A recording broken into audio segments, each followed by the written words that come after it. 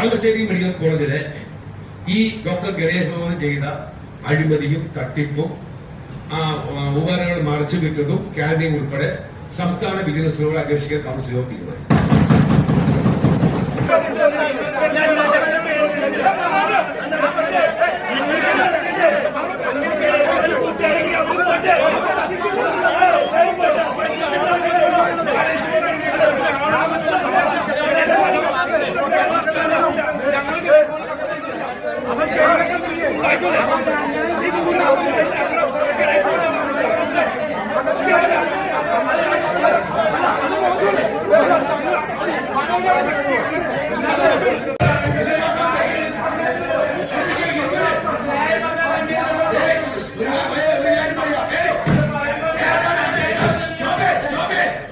നിങ്ങള് ചെയർമാൻമാരനുസരിച്ച് സസ്പെൻഡ് ചെയ്യണം.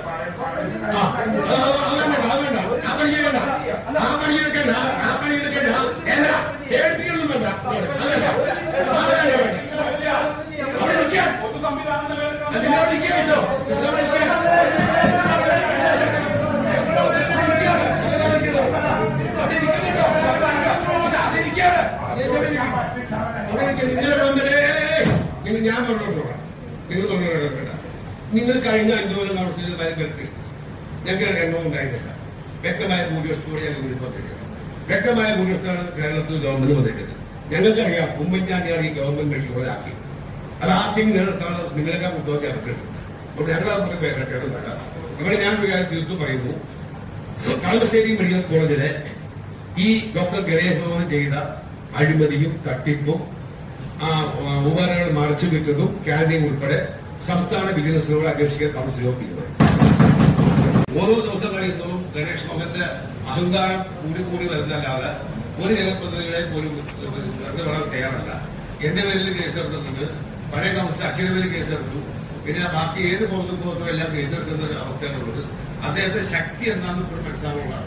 മിനിഞ്ഞാന്നും എനിക്ക് ശക്തമായ നിർദ്ദേശം വന്നത് കോൺഗ്രസ് ചെയ്യാൻ ബുദ്ധിമുട്ടുണ്ടായിരുന്നെ. അപ്പൊ LDF എളുപ്പമായി ഇനി പറയാനോ അറിയാനും. കാരണം ഇതുപോലെ ഈ കളമശ്ശേരി മെഡിക്കൽ കോളേജ് നശിപ്പിച്ച ഒരു സൂപ്പറിന്റെ സൂപ്പറിന്റെ ചാർജാണ്. നിങ്ങളിത് പോയി 2 ഹെൽത്ത് ഇൻസ്പെക്ടറെ വിരട്ടി ഓടിച്ച് കേസ്. അപ്പൊ അങ്ങനെ ഒരു മുനിസിപ്പാലിറ്റിക്ക് പറഞ്ഞ നോട്ടീസ് വരെ വെക്കൂല. മുനിസിപ്പാലിറ്റി പറഞ്ഞ മൈൻഡ് ചെയ്യില്ല. വികാരപരമായ നടപടി സ്വീകരിക്കുന്ന ഇതുപോലെ കേരളത്തിലെ ഒരു മെഡിക്കൽ കോളേജ് ഇത്രയും അഹങ്കാരിയായ സൂപ്പർ ചാർജില്ല. അഹങ്കാരി പഴയ കൗൺസിലായ ശശിയുടെ പേരിൽ കേസെടുത്തത് ശശി പറഞ്ഞ CA അർഷ പറഞ്ഞു ശശി ജീവിച്ചിട്ടുണ്ട് രക്ഷപ്പെട്ടുക. ഞാൻ പുള്ളിക്ക്